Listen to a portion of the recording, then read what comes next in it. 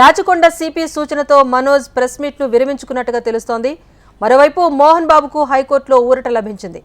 మనోజ్ ఫిర్యాదు జర్నలిస్ట్ పై దాడి కేసులో మోహన్ బాబుకు పోలీసులు నోటీసులు పంపించారు. ఆ నోటీసులను సవాల్ చేస్తూ Mohan Babu lunch motion petition దాఖలు చేశారు. దీంతో మోహన్ బాబు ఈ నెల 24 వరకు విచారణకు హాజరు కావాల్సిన అవసరం లేదు అంటూ హైకోర్టు వెల్లడించింది. ఇక మోహన్ బాబు ఇంటి దగ్గర పికెటింగ్ ఏర్పాటు చేసి అవకాశం కూడా కనిపిస్తోంది. ఈ రక్షణ కల్పించాలని కూడా ఆయన తరపు న్యాయవాది కోర్టును కోరగా పికెటింగ్ ఏర్పాటు చేయడం కూడా కుదరదు అంటూ కూడా కోర్టుకు తెలిపారు ప్రభుత్వ న్యాయవాది. దీంతో ప్రతి 2 గంటలకోసారి మోహన్ బాబు ఇంటిని పరిశీలించాలని హైకోర్టు సూచించింది. తదుపరి విచారణ వరకు పరిస్థితిని పర్యవేక్షించాలని పోలీసులను ఆదేశించింది. దీనికి సంబంధించి అప్డేట్ మా ప్రతినిధి అమరీందర్ అందిస్తారు. అమర్,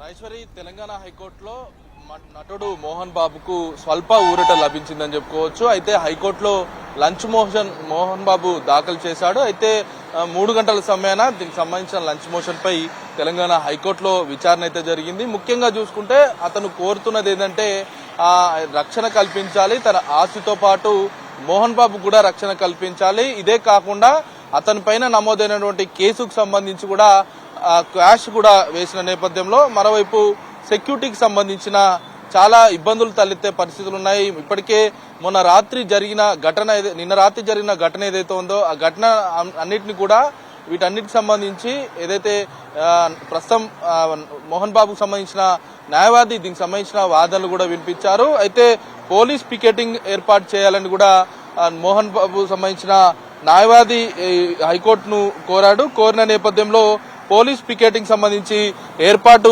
చేయడం వీలు కాదు. దీనికి సంబంధించిన 2 గంటలకోసారి ఏదైతే అక్కడ ఉన్న పర్యవేక్షణకు సంబంధించి అక్కడ జరుగుతున్న ఇష్యూకి సంబంధించి 2 గంటలకోసారి పోలీసులు తప్పనిసరిగా పర్యవేక్షించాలంటూ కూడా హైకోర్టు ఆదేశించింది. అయితే దీంతో ప్రస్తుతం పోలీసుల ముందు విచారణకు సంబంధించి కూడా హైకోర్టు మినహాయింపు ఇచ్చిందని చెప్పుకోవచ్చు. తదనంతరం 24వ తేదీకి విచారణ అనేది వాయిదా వేసింది. అయితే ప్రతి 2 గంటలకోసారి కూడా ప్రస్తుతం పోలీసులు ఇటు పహారా కాసేందుకు పరిశీలించేందుకు సిద్ధమయ్యారని చెప్పుకోవచ్చు. ఈ నేపథ్యంలో అయితే ఆ రోజు రాత్రి జరిగినటువంటి దాడి ఘటనకు సంబంధించి మోహన్ బాబు ఇటు మంచు మనోజ్ ఇద్దరు కూడా ఒకవైపు పలువురు అంటే ఇరువైపులా 2 ఫిర్యాదులు అందడంతో కేసులు కూడా నమోదు చేశాం. ఆ రోజు రాత్రి జరిగినటువంటి జర్నలిస్ట్ పైన దాడి జరిగిందో ఆ దాడికి సంబంధించి మోహన్ బాబే చేశాడు కాబట్టి మోహన్ బాబు పైన మరో కేసు కూడా చేశామంటూ కూడా పోలీసుల తరఫున జీపీ హైకోర్టుకు చెప్పిన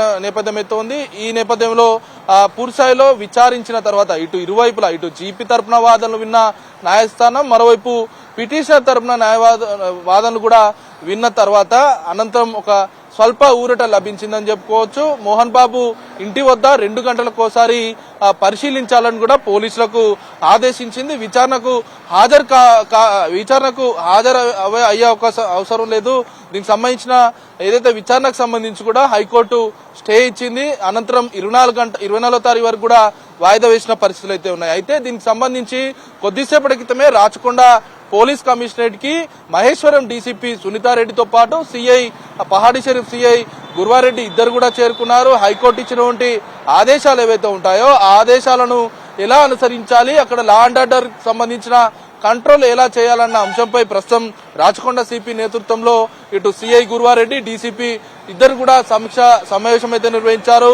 అక్కడ జరుగుతున్న పరిస్థితులకు సంబంధించి ఒకవైపు బౌన్సర్లు రావడం, గత 3 రోజుల నుంచి కూడా అక్కడ హడావుడి నెలకొవడం, ఉద్రిక్త పరిస్థితులు చోటు చేసుకున్న నేపథ్యంలో అక్కడ లా అండ్ ఆర్డర్ సమస్య తలెత్తిన నేపథ్యంలో రాచకొండ పోలీసులు ఇప్పటికే దానికి సంబంధించిన చర్యలు కూడా తీసుకునేందుకు సిద్ధమయ్యారు. ఇందులో భాగంగానే ఇటు మోహన్ బాబుకు, విష్ణుకు, మంచు మనోజ్ కి నోటీసులు కూడా జారీ చేసిన సందర్భాలు ఉన్నాయి. అయితే ఈ నోటీసుల పట్ల మంచు మనోజ్ అయితే ఇవాళ విచారణకైతే హాజరయ్యాడు. రాచకొండ కమిషనరేట్ ముందు కమిషనర్ సిపి అయినటువంటి సుధీర్ బాబు ముందు విచారణకు హాజరై ₹1,00,000 బాండ్ సెల్ఫ్ బాండ్ ఏదైతే ఉందో 1 year పాటు ఎలాంటి విఘాతం కలిగేను, ఎవరిపైన దాడి చేయను, శాంతి భద్రతలను కంట్రోల్లోకి తెచ్చేందుకు సహకరిస్తాను, శాంతి భద్రతకు విఘాతం కలిగించకుండా ఉండేందుకు ₹1,00,000 బాండును కూడా సిపికి సెల్ఫ్ బాండును అందజేసిన పరిస్థితి అయితే ఉన్నాయి. ప్రస్తుతానికైతే ఇటు మంచు మనోజ్ శాంతి భద్రతకు ఎలాంటి ఇబ్బందులు తలెత్తకుండా ఒప్పుకున్నాడు. మరోవైపు మంచు మనోజ్ ఇటు ఏదైతే ఒక క్లారిటీ అయితే ఇచ్చాడు. ప్రస్తుతానికి పోలీసులకు సంబంధించి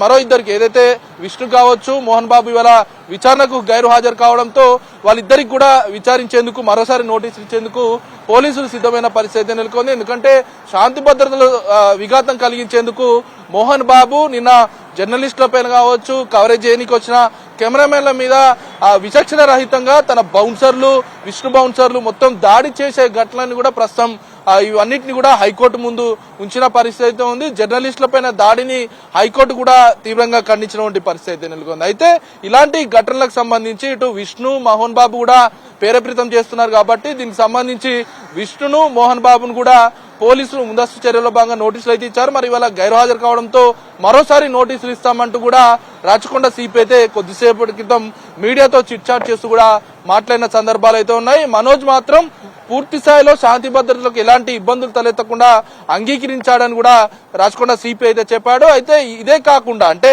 వాళ్ళ దగ్గర ఉన్నటువంటి ముగ్గురు రాచకొండ కమిషనరేట్ పరిధిలో జాల్పల్లి విలేజ్ వస్తుంది కాబట్టి ఆ ఫామ్ హౌస్ మొత్తం కూడా రాచకొండ కమిషనరేట్ పరిధిలోకి రావడం, వాళ్ళ దగ్గర ఉన్న గన్స్ మంచు మనోజ్ కావచ్చు, విష్ణు కావచ్చు, ఇటు మోహన్ బాబు ముగ్గురు దగ్గర గన్స్ ఉన్నాయి. వాటన్నిటి కూడా లైసెన్స్ ఉన్నాయి. లైసెన్స్ కూడా ఇప్పటికే సీజ్ చేశాం. నోటీసులకు సంబంధించి వాళ్ళకు సర్వ్ చేశాం. ఎందుకంటే అక్కడ జరుగుతున్నటువంటి శాంతి భద్రతలకు సంబంధించి ఎలాంటి ఇబ్బందులు తలెత్తకుండా ఇప్పటికే అసభ్య పదజాలతో ఇప్పటికే మోహన్ బాబు ఆ ఘటనా స్థలంలో నిన్న రాత్రి చేసినటువంటి హంగామాకు సంబంధించి ఎలాంటి ఇబ్బందులు తలెత్తకుండా లైసెన్స్ కూడా ఒకవైపు సీజ్ చేశామని సిపి అయితే చెప్తున్నారు. ప్రస్తుతానికైతే